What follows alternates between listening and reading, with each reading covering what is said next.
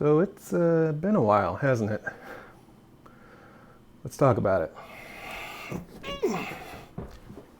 I did have some videos that I was working on, but between moving and some technical issues, things got bogged down quite a bit. But things are back to normal. I've figured out most of the issues, and I've seen that some of you have actually subscribed in the meantime. Thanks for that. But with last season far behind us, and this season, as of recording, starting tonight, Jesus Christ. And probably by editing, it's going to be 2 weeks from now. TikTok fate waits for no one. So, let's take a look back to last season. Hey! I've been looking for this.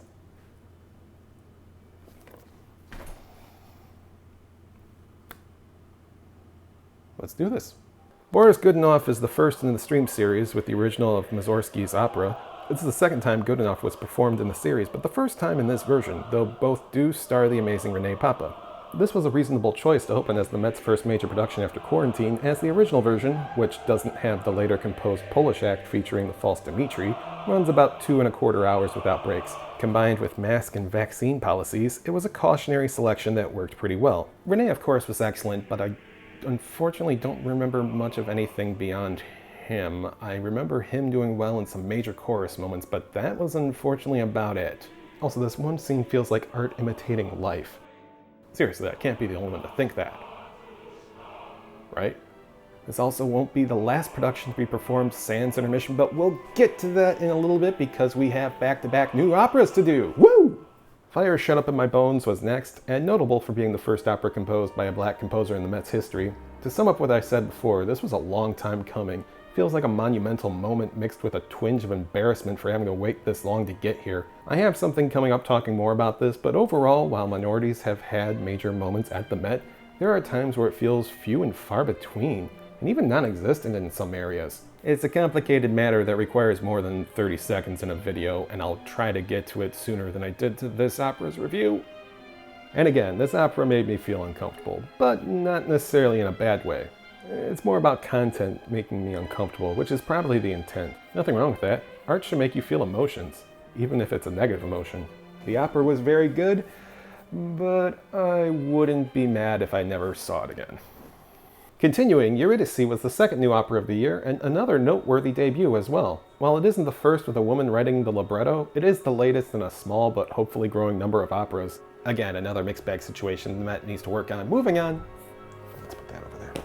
This opera is sort of a mirrored version of the traditional Orpheus story, focusing on Eurydice and her journey. We see who she meets, how she acts upon arriving in hell, and eventually meet up with the rest of the Orpheus story. It's similar to how Wicked told the Wizard of Oz story, but from the perspective of the Witch of the West. A number of good performances here, but the one that stood out to me was Nathan Bird playing Eurydice's father. I'm sure there are a number of you not surprised and follow him more in depth, so feel free to recommend other performances of his in the comments below. Man, that was rather enjoyable. And to think, an opera set in modern times without any modern cringe?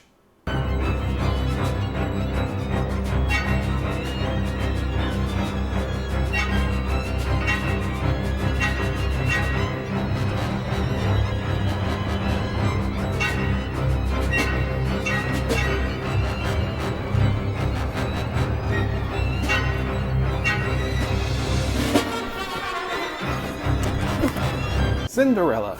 Ah yes, the English translation of Massenet's Cendrillon. It's pretty much what you expect out of a Cinderella performance, other than just no intermission, the only other to do so.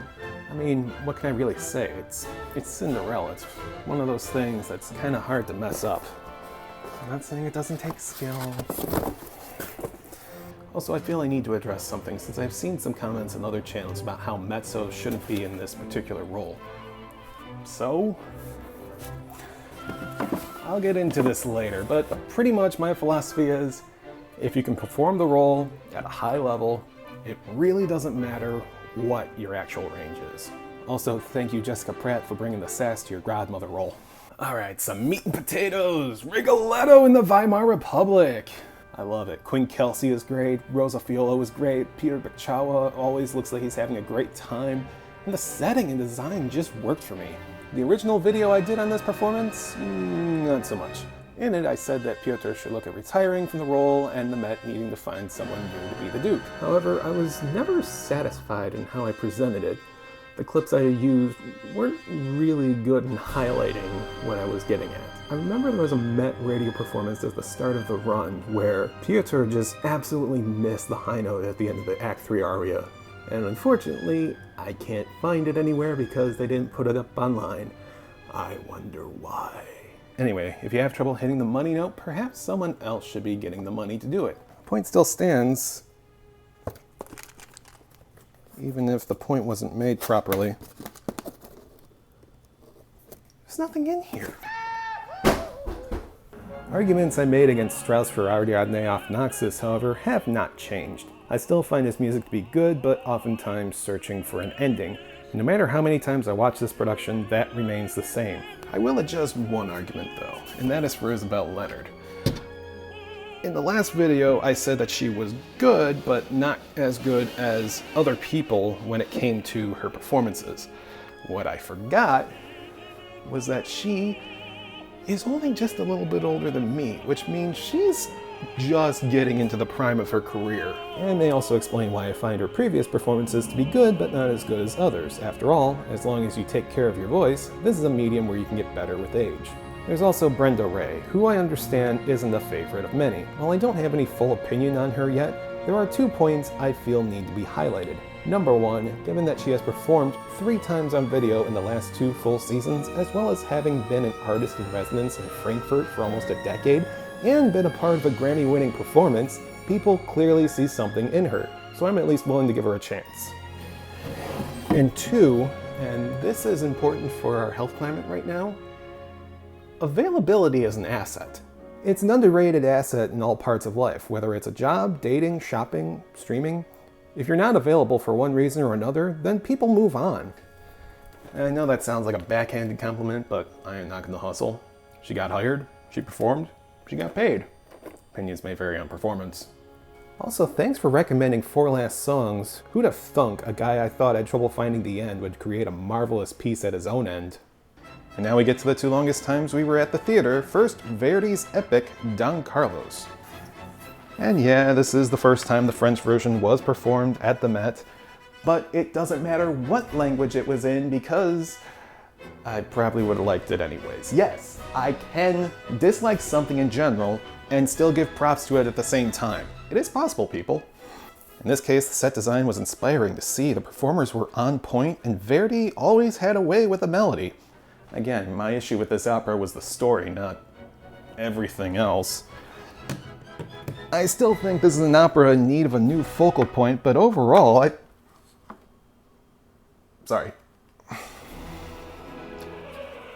Overall, I thought it was really well done. Also, I hope things went well for Elena Garancha and Gunther Grossbach, both of whom were originally scheduled for Don Carlos, but had to pull out for various reasons. And going back to my short, to think so many of you were angry because I jokingly went to the arcade rather than talk about this opera. Man, you would have thought I did something really sinister.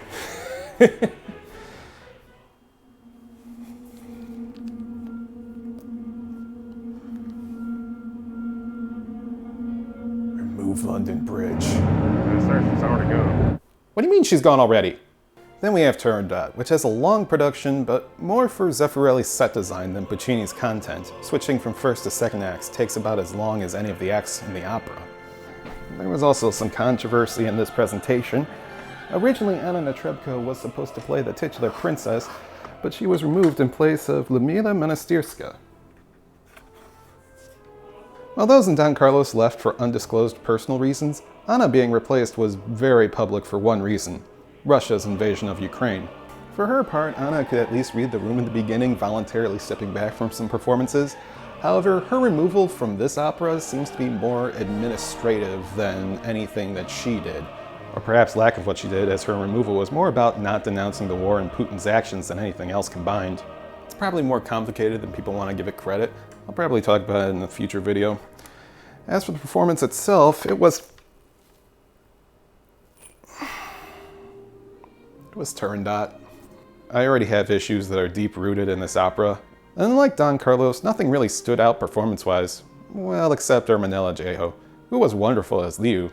I'm gonna need to watch this again because there was some funky stuff going on in my theater. I don't know what the problem was, but whoever was running the sound never properly balanced it. It wasn't just this opera either, it kept screwing up everything. Lucia di Lammermoor de Rust Belt. I'm sure there's plenty to say about the setting, it certainly seemed like plenty of other people did, but let's keep it simple and just focus on the performance.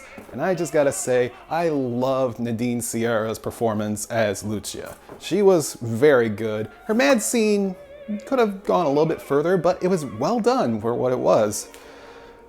Javier Camarena is wonderful as always. You talk about someone who puts on a clinic every time he goes on stage. He puts on a bel canto clinic every time he goes on stage. Archer Rosinski did well, as did Christian Van Horn, who performed in place of Matthew Rose, who was recovering from COVID. I don't know who the dancer was, but kudos to them as well. That was incredible.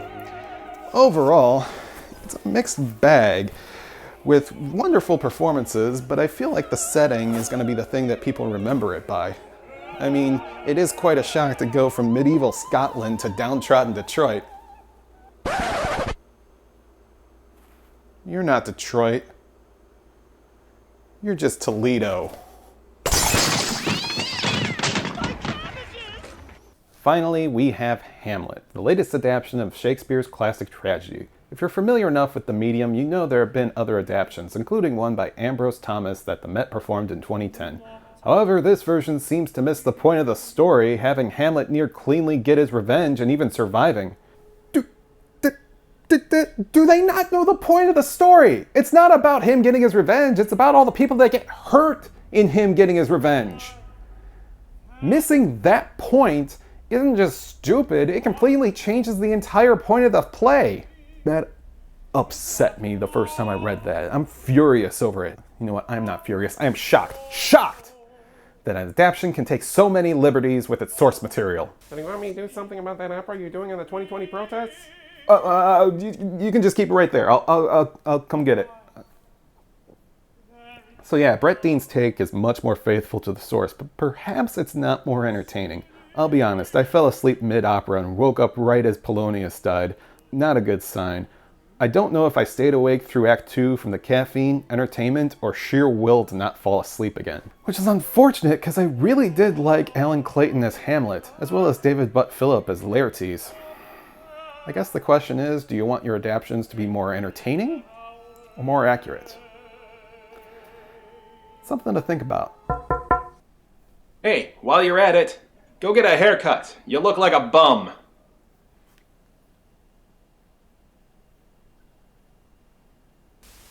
I guess I could do that. Maybe trim this too. I'll be back in a bit. If you want to know my rankings for this past season, here it is. Remember, this is based on presentation, not what I think about the individual opera, which is how Don Carlos can be pretty high on my list, but still be one that angers me. Cinderella, Lucia, and Ariadne were pretty much interchangeable to me, and no surprise, Rigoletto was my favorite this season.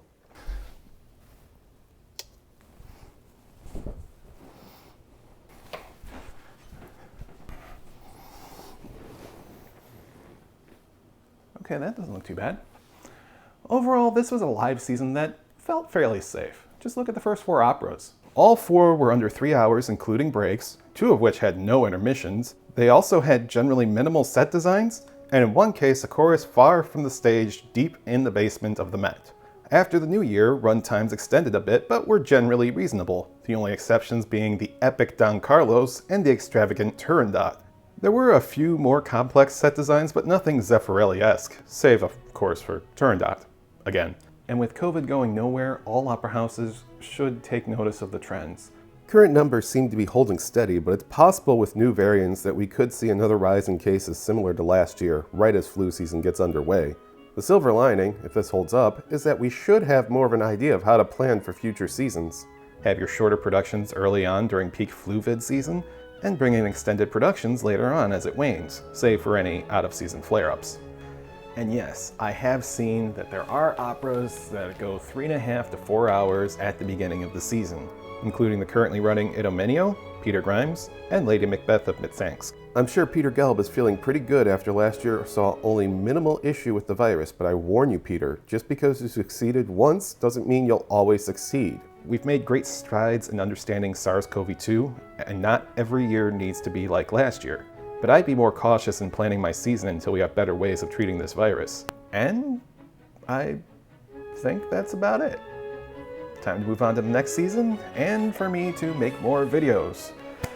Let me know in the comments what you're looking forward to and what you liked in this past season. And I will see you next time. Take care.